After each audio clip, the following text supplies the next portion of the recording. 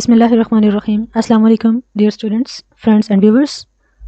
Today's video is very important and very interesting because in this video we are going to study the Taliban in Afghanistan and US withdrawal from Afghanistan.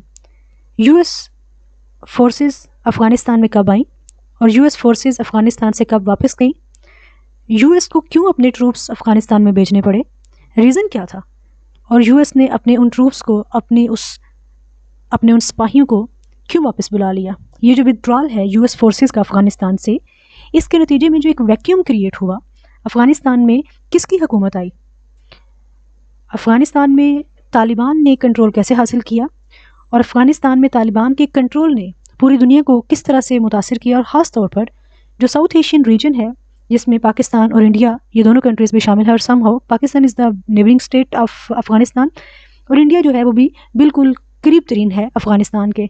और India की एक बहुत ही आप ये कह लें कि तालिबान से पहले का जो पीरियड था, अगर हम बात करें 2001 से जो 2021 तक का पीरियड था, उसमें अफ़गानिस्तान में इंडिया की बहुत मदाखलत रही है और बहुत ही कॉर्डियल रिलेशंस रहे हैं अशरफ गनी गवर्नमेंट के, उससे पहले हामिद करज़ाई गवर्नमेंट के इंडिया के साथ। तो अशरफ गनी गवर्नमेंट का कोलैप्स होने के बाद इस सारी सिचुएशन ने इंडिया के लिए क्या कंसर्न्स क्रिएट किए हैं, all these things we are going to learn, so keep watching. Start करते हैं जी। ब्राउन यूनिवर्सिटी का एक कास्ट एक्सपेंडिचर रिलेटेड प्रोजेक्ट था और उसकी फाइंडिंग्स ये थी कि सिंस अक्टूबर 2001 जब से अमेरिका ने अफ़गानिस्तान में अपनी फ़ौजें भेजी हैं, उस वक़्त से लेके उस वक़्त तक जब अमेरिका ने अपनी फ़ौजें अफ़गानिस्तान से वापस निकाली, अमेरिका ने $2.26 ट्रिलियन खर्च कर दिए हैं इस 20 साल जंग में और ये लॉन्गेस्ट वार है जो कि अमेरिका ने लड़ी। ये तकरीबन $2 ट्रिलियन क्यों खर्च किए अमेरिका ने, और फिर 2021 में अमेरिका ने अपनी सारी फ़ौज को वापस बुला लिया अफ़गानिस्तान में और आलमोस्ट अफ़गानिस्तान की जो कंप्लीट टेरिटरी है वो इस वक्त तालिबान के कंट्रोल में है। जो अशरफ गनी की गवर्नमेंट थी उसको ख़त्म कर दिया गया और अशरफ गनी जो है वो अफ़गानिस्तान से भाग गया। अभी हमने बात की कि अमेरिका ने 2.26 यानी $2.26 ट्रिलियन खर्च किए हैं इन 20 सालों में। तो despite of spending these trillions, अगर अफ़गानिस्तान की डेवलपमेंट लेवल की बात की जाए तो Afghanistan still has one of the smallest formal economies on the planet. और 2020 में जो फॉर्मर प्रेसिडेंट हैं अशरफ गनी, जो कि इस वक्त अफ़गानिस्तान को छोड़ के जा चुके हैं, ही सेड कि 90% जो आबादी है अफ़गानिस्तान की, वो उनकी जो एक दिन की इनकम है वो भी लेस दैन $2 है। तो आप इससे अंदाज़ा लगा लीजिए कि अफ़गानिस्तान में पॉवर्टी लेवल कितना है। 15 अगस्त 2021 में अफ़गानिस्तान से जो यूएस ट्रूप्स हैं उन्होंने वापस जाना शुरू कर दिया और ये जो प्रोसेस है, इवैक्यूएशन प्रोसेस है, विथड्रॉल प्रोसेस है, ये 15 सितंबर 2021 में कंप्लीट हो गया। जैसे पहले मैंने आपसे बात की कि जो यूएस बैक्ड गवर्नमेंट थी अशरफ गनी की, दैट वाज कोलैप्स्ड। अब ये जो सारी सिचुएशन क्रिएट हो गई है, ये सिचुएशन बहुत ही कॉम्प्लेक्स जियोपॉलिटिकल सिचुएशन है। क्वेश्चन ये है कि ये कॉम्प्लेक्स जियोपॉलिटिकल सिचुएशन किस तरह से पूरी दुनिया को अफेक्ट करेगी और ख़ास तौर पे साउथ एशियन रीजन को किस तरह से अफेक्ट करेगी, इसके पॉजिटिव इफ़ेक्ट क्या होंगे और इसका नेगेटिव इम्पैक्ट क्या होगा। इस क्वेश्चन को एड्रेस करने के लिए हमें अफ़गानिस्तान की जो सिचुएशन है और जो अफ़गानिस्तान में जो क्राइसिस हैं, जो एक लंबे अरसे तक सिविल वार होती रही है, हम उसे हिस्टोरिकल पर्सपेक्टिव में अंडरस्टैंड करेंगे। We will try to understand this complex situation through the lens of history.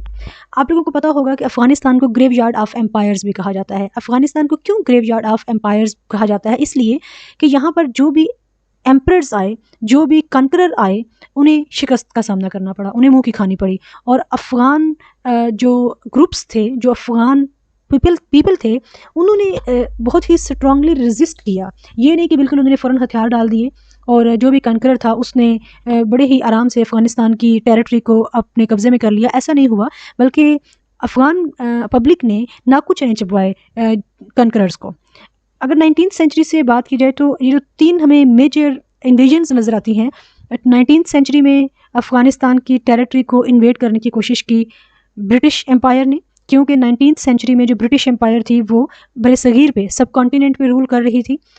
और 20th सेंचुरी की अगर बात की जाए तो 20th सेंचुरी में सोवियत यूनियन जो यूएसएसआर है, यूएसएसआर था before it's collapse in 1991, cold war period को रिकॉल कीजिए, तो सोवियत यूनियन ने इन्वेड किया अफ़गानिस्तान को। और उसके बाद 21st सेंचुरी में यूएसए, अमेरिका ने अफ़गानिस्तान को इन्वेड किया और अमेरिका की जो फ़ौजें हैं वो 20 साल तक अफ़गानिस्तान में रहीं।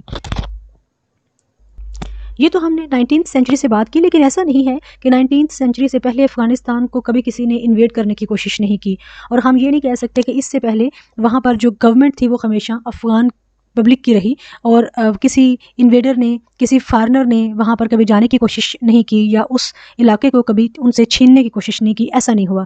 लेकिन इसको अंडरस्टैंड करने से पहले मैं आपके साथ अफ़गानिस्तान की जो एथनिक कंपोजिशन है वो शेयर कर रही हूँ। अफ़गानिस्तान में चूँकि एक लंबे अरसे तक जैसे हम अभी बात करेंगे 1979 से, बल्कि 1979 से पहले 1977 से ही वहाँ पर एक सिविल वार की सिचुएशन क्रिएट हो गई थी, तो कोई रेगुलर नेशनल सेंसस वहाँ पे कंडक्ट नहीं किए जाते रहे। ये जो डाटा मैं आपके साथ शेयर कर रही हूँ ये 2004 का डाटा है और इस डाटा के मुताबिक जो लार्जेस्ट एथनिक ग्रुप है अफ़गानिस्तान में वो पश्तून है। पश्तून तकरीबन अफ़गानिस्तान की टोटल पॉपुलेशन का 40% है, जबकि अगर बात की जाए ताजिक आइडेंटिटी ग्रुप की तो उनकी तादाद 27% है। और अगर हज़ारा की बात की जाए तो वो 9% है, उज़्बेक भी 9% है और चाहर आइमक ये भी एक आइडेंटिटी ग्रुप है और इनकी जो तादाद है वो तकरीबन 4% है। तुर्कमन 3% है और अदर्स 6% है। उसमें ये जो मेजर आइडेंटिटी ग्रुप्स हैं, इसके अलावा जो स्मॉल आइडेंटिटी ग्रुप्स हैं जिनका नंबर रिलेटिवली कम है वो सब हमने अदर्स की कैटेगरी में डाल दिए। तो यहाँ पर जो मेजर एथनिक ग्रुप है वो है पश्तून और उसके बाद ताजिक है और नंबर 3 पे हज़ारा हैं। तो ये जो मेजर आइडेंटिटी ग्रुप्स हैं इनको आपने याद रखना है। जी स्टूडेंट्स, अभी हमने बात की थी कि ऐसा नहीं है कि 19th सेंचुरी से पहले अफ़गानिस्तान की सरजमीन पर कभी किसी ने हमला नहीं किया और अफ़गानिस्तान से उस इलाके को छीनने की और वहाँ पर अपना रूल एस्टेब्लिश करने की कोशिश नहीं की। ऐसा बिल्कुल नहीं है, क्योंकि अफ़गानिस्तान में जो मैसेडोनियन रूलर है अलेक्जेंडर, उसने भी अफ़गानिस्तान को इन्वेड करने की कोशिश की। डिफरेंट अरब कंकरर्स ने भी अफ़गानिस्तान को इन्वेड किया। अगर हम मंगोल रूलर की बात करें तो जो गंगीज़ खान है, जिसको उर्दू में चंगेज़ खान कहते हैं, उसने भी अफ़गानिस्तान की टेरिटरी को 13th सेंचुरी में उस पर कब्ज़ा कर लिया।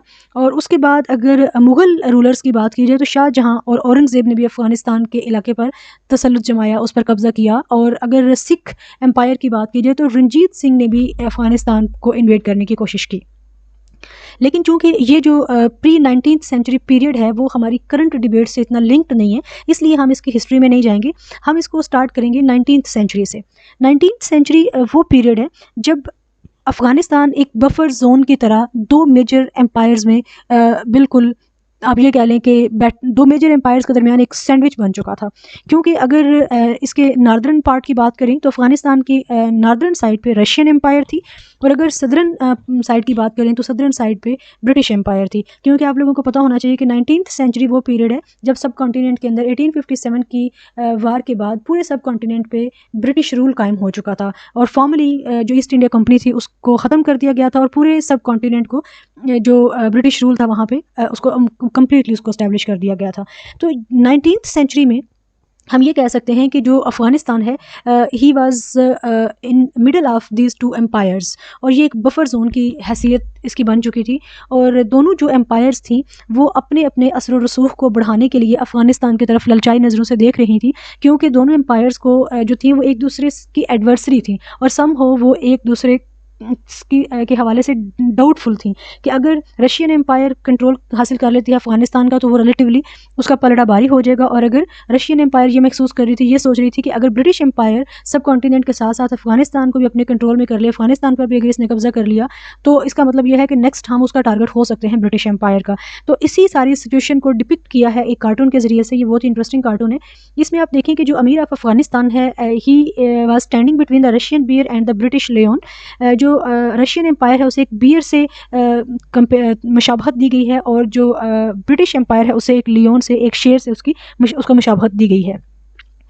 तो ये 19th सेंचुरी का मैंने आपको एक थोड़ा सा बैकग्राउंड बता दिया, क्योंकि 19th सेंचुरी में किस तरह से ब्रिटिश एम्पायर ने अफ़गानिस्तान को इन्वेड करने की कोशिश की और 3 मेजर वार्स हुई जिनको एंग्लो अफ़गान वार्स कहा जाता है। अब हम चूँकि नेक्स्ट स्लाइड में उनको स्टडी करेंगे, तो उन वार्स को स्टडी करने से पहले अफ़गानिस्तान की जो 19th सेंचुरी में सिचुएशन थी, जो जियो पोलिटिकल कंपोजिशन थी और जियो पोलिटिकल सर्कमस्टेंसेस थे उस वक़्त के, उनको अंडरस्टैंड करना बहुत ज़रूरी है। 1838 तक जो ब्रिटिश एम्पायर थी वो ये सोच नहीं रही थी, बल्कि British empire was very much confident कि हमने अगर अफगानिस्तान पर हमला किया तो डेफिनेटली हम विनर होंगे और हम अफगानिस्तान को बहुत ही आसानी से वहाँ पर अपना कंट्रोल कायम कर लेंगे।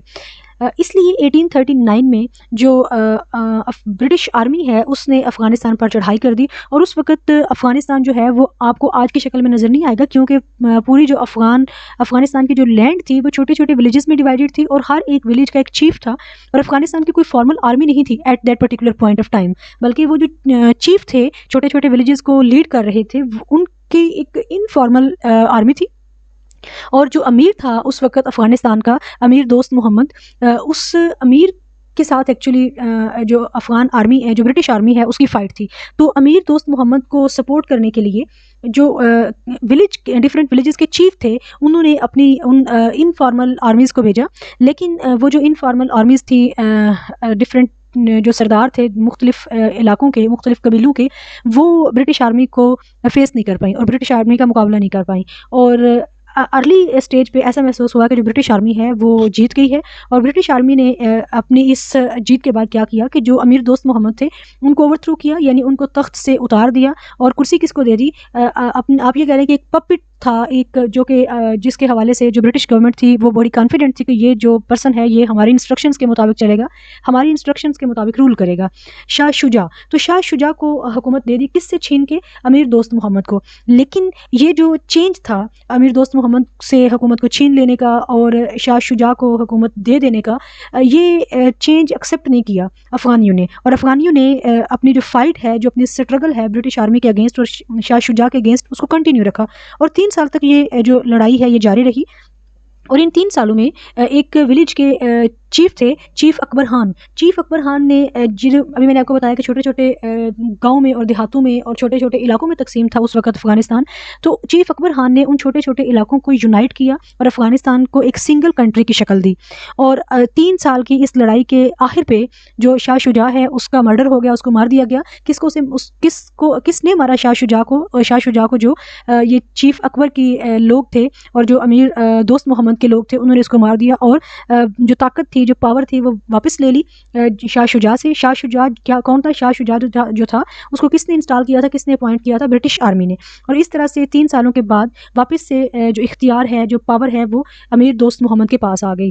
तो इस तरह से जो फर्स्ट एंग्लो अफ़गान वार है वो हुई, और फर्स्ट एंग्लो अफ़गान वार में क्या बेसिक उसके इवेंट्स क्या थे और उसका कंक्लूजन क्या था। फिर एक कुछ टाइम के बाद अगर हम बात करें तो सेकंड एंग्लो अफ़गान वार नज़र आती है। सेकंड एंग्लो अफ़गान वार 1878 में स्टार्ट हुई, और कई जगहों पर आपको 1878 नज़र आएगा और कई जगहों पर आपको 1879 नज़र आएगा। तो सेकंड जो एंग्लो अफ़गान वार है उसमें हम ये कह सकते हैं कि British remain successful up to some extent, क्योंकि अफ़गानिस्तान का जो कुछ इलाका है वो ब्रिटिश ने छीन लिया, और वहाँ पर जो एक नया अमीर है, अमीर अब्दुल रहमान, उसको वहाँ पे उसकी गवर्नमेंट कायम की, उसकी हुकूमत कायम की। अमीर अब्दुल रहमान को आयरन अमीर भी कहा जाता है, लेकिन ये हुकूमत भी इस तरह से कायम की गई कि जो इंटरनल कंट्रोल था वो लोकल जो पब्लिक पीपल हैं, जो लोकल पॉलिटिशियन हैं, जो लोकल रिप्रेजेंटेशन है, उसके पास ही रहा। आप ये कह सकते हैं कि इस वक्त इस सेकेंड एंग्लो अफ़गान वार में जो अफ़गानिस्तान था उसको एक प्रोटेक्टोरेट स्टेट का दर्जा दे दिया गया। प्रोटेक्टोरेट स्टेट क्या थी कि जिसके फॉरेन अफेयर्स को कोई दूसरी स्टेट कंट्रोल कर रही है, जबकि उसके जो इंटरनल अफेयर्स हैं वो उसकी लोकल जो लीडर्स हैं वही कंट्रोल कर रहे हैं। लेकिन जब थर्ड एंग्लो अफ़गान वार है जो कि 1919 में 1919 में शुरू हुई, ये जो थर्ड एंग्लो अफ़गान वार है, इसे अगर हम अफ़गानिस्तान के कॉन्टेक्स्ट में देखें तो इसको वार ऑफ इंडिपेंडेंस भी कहा जाता है, क्योंकि ये वार ऐसी वार थी जिसमें अफ़गानियों ने ब्रिटिश से मुकम्मल आज़ादी हासिल करने के लिए जंग लड़ी, और वो कामयाब भी हुए, और आखिरकार अफ़गानिस्तान का जो एक्सटर्नल कंट्रोल ब्रिटिश एम्पायर के पास था वो भी मुकम्मल तौर पे हैंड ओवर कर दिया गया अफ़गानियों को, और फुल फ्लैज अफ़गानिस्तान के अंदर अफ़गानियों की हुकूमत कायम होगी, और उनकी इस इंडिपेंडेंस को जो ब्रिटिश एम्पायर है उसने रिकॉग्नाइज़ भी किया। अब 1919 वो पीरियड है जब सब कॉन्टिनेंट में उस वक्त ब्रिटिश एम्पायर मौजूद थी, उस वक्त ब्रिटिश रूल मौजूद था, लेकिन अफ़गानिस्तान से ब्रिटिश रूल 1919 में ख़त्म हो चुका था। इससे पहले भी कुछ इंपॉर्टेंट इवेंट्स हैं जो कि आपको पता होने चाहिए। अफ़गानिस्तान को कंप्लीट इंडिपेंडेंस मिलने से पहले एक तो 1893 में अफ़गानिस्तान और उस वक़्त का जो इंडियन सब कॉन्टिनेंट है जिस पे उस वक्त ब्रिटिश राज था। तो 1893 में इन दोनों के दरमियान जो सरहदी तनाज़ा था वो ख़त्म हो गया और एक बॉर्डर से रिलेटेड एग्रीमेंट साइन हुआ, ड्यूरेंट लाइन जिसको कहा जाता है। तो ये भी अमीर अब्दुल रहमान ने ही एक्चुअली इसको साइन किया। फिर 1907 की अगर बात की जाए तो 1907 में एक एग्रीमेंट साइन हुआ था between British empire and Russian empire, और इस एग्रीमेंट में जो रशियन एम्पायर थी उसने ब्रिटिश एम्पायर के अफगानिस्तान पे हक को तस्लीम कर लिया था, क्योंकि 1907 वो पीरियड है जब अभी तक अफगानिस्तान को एक प्रोटेक्टोरेट स्टेट का दर्जा हासिल था। 1907 में अफगानिस्तान पर को मुकम्मल आज़ादी हासिल नहीं हुई थी। अफगानिस्तान को मुकम्मल आज़ादी जो थर्ड एंग्लो अफगान वार है जो कि 1919 में हुई, 1919 में हुई, उस वक्त अफगानिस्तान को मुकम्मल आज़ादी हासिल हुई। लेकिन अफगानिस्तान की मुकम्मल आज़ादी हासिल होने के एक साल पहले को अगर आप देखें 1918, तो रशियन एम्पायर, क्योंकि रशियन एम्पायर को अंडरस्टैंड करना और जो पॉलिटिकल इवेंट्स और जो वहाँ पे चेंज आया उसको अंडरस्टैंड करना इसलिए ज़रूरी है, क्योंकि आगे जाके हमने सोवियत यूनियन का जो इन्वेजन है वो पढ़ना है कि सोवियत यूनियन ने क्यों इन्वेड किया अफगानिस्तान को। तो 1918 में रशिया के अंदर जो है वो कम्युनिस्ट रेवोल्यूशन आया under the leadership of Lenin. तो ये जो कम्युनिस्ट रेवोल्यूशन है इसने किस तरह से इन्फ्लुएंस किया अफगानिस्तान को, और how this Russian communist revolution is very related to Afghanistan history. अब हम चलते हैं 20th सेंचुरी में। 20th सेंचुरी में जैसे अभी हम पीछे बात करके आए हैं कि 1919 में, यानी यू में से कि in the second decade of 20th century Afghanistan जो है वो एक आज़ाद रियासत की शक्ल में दुनिया के नक्शे पर ज़ाहिर हो चुका था। तो 1926 में जो अमानुल्लाह उस वक़्त के अमीर थे उन्होंने एक कॉन्स्टिट्यूशन इंट्रोड्यूस करवाया, और एक यू में से एक कॉन्स्टिट्यूशनल मोनार्की एक फॉर्म ऑफ गवर्नमेंट इंट्रोड्यूस करवाया और अफ़गानिस्तान को किंगडम ऑफ अफ़गानिस्तान डिक्लेयर किया। ये जो अमानुल्लाह थे actually he was a very liberal and democratic person, और इन्होंने एक बहुत ही मैसिव किस्म का ट्रांसफॉर्मेटरी प्रोग्राम इंट्रोड्यूस करवाया, और उसमें उन्होंने जेंडर इक्वालिटी, औरतों के लिए जो सेपरेट स्कूल्स हैं और डिफरेंट जॉब्स और इस तरह की बहुत सारी चीज़ें इंट्रोड्यूस करवाई। लेकिन ये उनके जो इस तरह के प्रोग्राम्स थे, ये वहाँ पे जो फंडामेंटलिस्ट्स थे उनको ये पसंद नहीं आए, और 1929 में एक आप ये कह लें कि एक बगावत हुई अफ़गानिस्तान के अंदर, और उस बगावत के नतीजे में जो किंग अमानुल्लाह है और उनकी फैमिली है उन्हें ब्रिटिश इंडिया अपनी जान बचा के भागना पड़ा, क्योंकि 1929 में जो बरसगीर है यहाँ पर अभी तक ब्रिटिश राज कायम था, और यहाँ से वो ब्रिटिश इंडिया और उसके बाद वो वहाँ से रोम चले गए। लेकिन 1929 के बाद जो हुकूमत कायम हुई अफ़गानिस्तान के अंदर वो नादिर शाह की थी, और नादिर शाह के बाद जो हुकूमत कायम हुई वो ज़ाहिर शाह की थी, नादिर शाह के बेटे की 1933 में, और ज़ाहिर शाह की जो हुकूमत है ये तकरीबन 40 साल तक रही। और ज़ाहिर शाह ने 1964 में एक नया आइन मुतारिफ़ करवाया, नया आइन लेके आया, और ज़ाहिर शाह का जो प्राइम मिनिस्टर था उस वक़्त का वो दाऊद शाह था। लेकिन बाद में इनके दरमियान कुछ डिफरेंसेस पैदा हुए।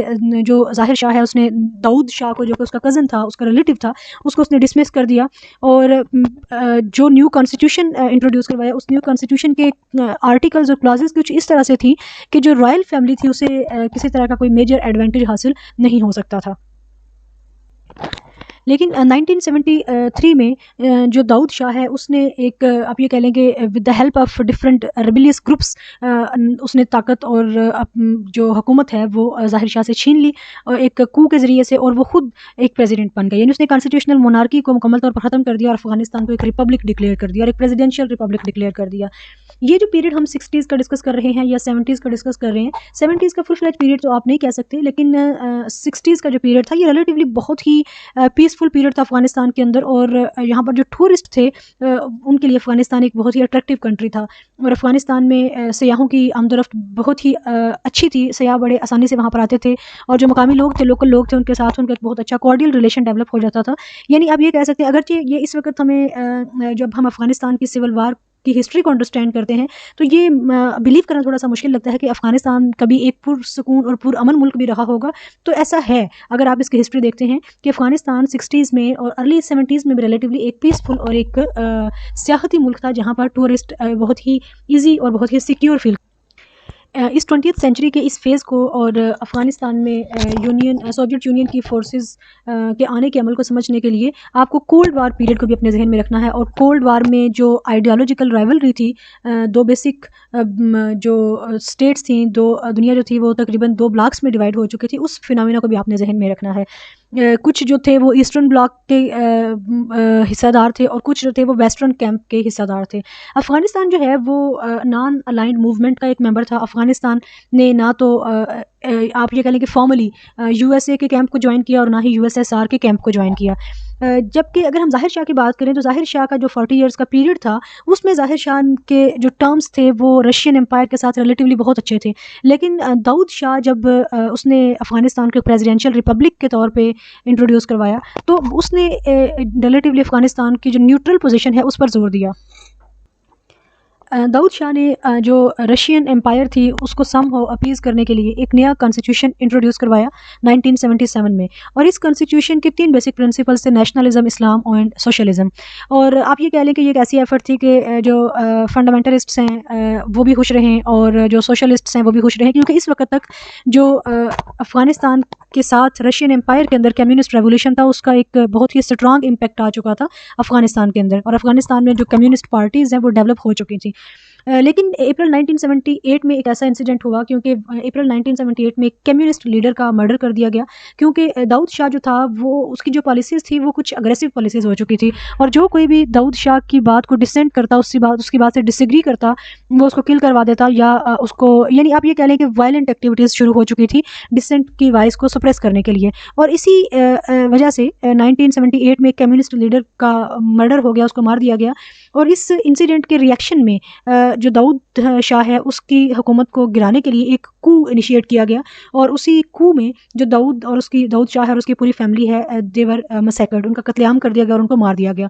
और दाऊद शाह के मरने के बाद जो एक न्यू गवर्नमेंट एस्टेब्लिश हुई अफगानिस्तान के अंदर, वो कम्युनिस्ट लीडर नूर मोहम्मद तारकई ने की। अब यहाँ पे आप देखें कि अफगानिस्तान के अंदर अप्रैल 1978 में एक कम्युनिस्ट गवर्नमेंट एस्टेब्लिश हो चुकी है। नूर मोहम्मद तारकई की जो पॉलिसीज़ थी, अगेन वो भी बहुत एक्सट्रीम पॉलिसीज़ थी, और समहाउ देवर उसकी जो पॉलिसीज़ थी देवर एंटी इस्लाम। और उसकी इन एक्सट्रीम इस्लाम मुखालिफ पॉलिसीज़ को जो मुस्लिम्स थे, आप मुस्लिम डेफिनेटली अफ़गानिस्तान की जो पॉपुलेशन है दे ऑल आर मुस्लिम्स, लेकिन जो फंडामेंटलिस्ट्स थे उन्होंने इन पॉलिसीज़ को एक्सेप्ट नहीं किया, और इन पॉलिसीज़ के अगेंस्ट एक सीवियर रिएक्शन आया फ्राम इस्लामिस्ट फैक्शन। और ये जो नूर मोहम्मद तारकई की पॉलिसीज़ हैं और उनके अगेंस्ट जो इस्लामिस्ट्स का रिएक्शन है, इसने एक सिविल वार सिचुएशन को क्रिएट किया। और इसका नतीजा क्या हुआ कि 1979 में जो नूर मोहम्मद तारकई है उसका मर्डर हो गया। और नूर मोहम्मद तारकई चूँकि एक कम्युनिस्ट लीडर था, और उससे पहले 78 में भी एक कम्युनिस्ट लीडर के मर्डर की वजह से जो दाऊद शाह और उसकी पूरी फैमिली है उसका कत्ल कर दिया गया, और एक कम्युनिस्ट लीडर की हुकूमत कायम होगी। लेकिन जब उस कम्युनिस्ट लीडर को मार दिया गया, उसका कत्ल कर दिया गया, तो जो सोवियत यूनियन है उसको एक जस्टिफिकेशन मिल गई अफगानिस्तान के अंदर इन्वेड करने की, कि एक, क्योंकि आपको पता होगा कि वो जो पीरियड था कोल्ड वार का, उसमें यही था कि जो आइडियोलॉजिकल आप ये कह लें कि अपनी आइडियोलॉजी को जो स्प्रेड करना था, दोनों जो ब्लॉक्स थे वो अपनी अपनी आइडियोलॉजी को एक्सपेंड करना चाहते थे, जो एक आइडियोलॉजिकल एक्सपेंशन रेस थी, एक मुकाबला, एक कंपटीशन हुआ था। तो अफगानिस्तान के अंदर एक कम्युनिस्ट गवर्नमेंट को गिरा देना ये सोवियत यूनियन के लिए एक्सेप्टेबल नहीं था, उनके लिए ये एक डेंजर था, एक अलार्मिंग सिचुएशन थी। इसलिए अफगानिस्तान ने इस सिचुएशन को एक बेस लाइन बनाते हुए अफगानिस्तान में इन्वेड कर दिया। और 24 दिसंबर 1979 को सोवियत यूनियन ने अपने 30,000 ट्रूप्स अफगानिस्तान में दाखिल कर दिए, और आहिस्ता आहिस्ता ये जो नंबर ऑफ़ ट्रूप्स हैं ये बढ़ना शुरू हो गए। अब ये जो पीरियड है 1979 का, इसमें जो राइवलरी है, जो एडवर्सरीज़ हैं वो कौन कौन हैं।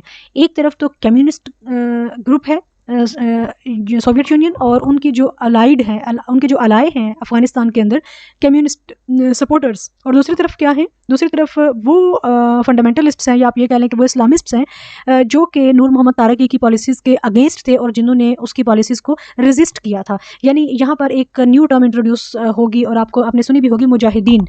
अब मुजाहिदीन जो थे, चूँकि जो सोवियत यूनियन है उसने शुरू में अपने 30,000 ट्रूप्स भेजे, और बाद में तकरीबन 1 लाख के करीब जो सोवियत यूनियन के ट्रूप्स हैं वो पूरे अफगानिस्तान में फैल गए। और अब ये कह लें कि जो जितने भी बड़े शहर थे और टाउन्स थे उन सब पे मुकम्मल कंट्रोल हासिल कर लिया सोवियत यूनियन ट्रूप्स। चूँकि जो मेजर सिटीज़ थे और मेजर टाउन्स थे वहाँ पर तो सोवियत यूनियन ट्रूप्स की एक कांस्टेंट एग्जिस्टेंस थी। तो जो मुजाहिदीन थे, वो रिलेटिवली जो देहाती इलाके थे, जो रूरल एरियाज़ थे, वहाँ पर चले गए। अब यहाँ पर एक चीज़ आपका जहन में आनी चाहिए कि जो सोवियत यूनियन ट्रूप्स थे, सोवियत यूनियन ने जो फौजी दस्ते भेजे हुए थे अफगानिस्तान के अंदर, वो बड़े ही वेल इक्विप्ड होंगे, उनके पास जो मॉडर्न वेपन्स हैं वो होंगे। तो जो मुजाहिदीन थे वो कैसे उनके इन जदीद हथियारों का मुकाबला कर रहे थे, वो कैसे उनको टफ टाइम दे रहे थे, कौन था जो मुजाहिदीन को सपोर्ट कर रहा था, उनको फंडिंग दे रहा था और उनको मॉडर्न इक्विपमेंट्स दे रहा था, उनको ट्रेनिंग दे रहा था। तो आप अगर इन सारे क्वेश्चंस आपके जहन में आएंगे तो आपका इशारा एक ही चीज़ की तरफ जाएगा कि उस वक्त सोवियत यूनियन की का जो राइवल था, तो सोवियत यूनियन का उस वक्त राइवल कौन था? यूएसए, यानी अमेरिका। तो अमेरिका ने एक्चुअली ये जो मुजाहिदीन हैं इनको हर तरह से फंडिंग प्रोवाइड की। क्यों क्यों फंडिंग प्रोवाइड की? सिर्फ अपने पर्सनल इंटरेस्ट के लिए। और पर्सनल इंटरेस्ट क्या था कि सोवियत यूनियन यूएसएसआर की इस आइडियोलॉजिकल एक्सपेंशन जो एक मुहिम है इसको रोका जाए, और अफगानिस्तान के अंदर जो सोवियत यूनियन है उसका कंट्रोल मजबूत होने से किसी भी सूरत में इसको रोका जाए।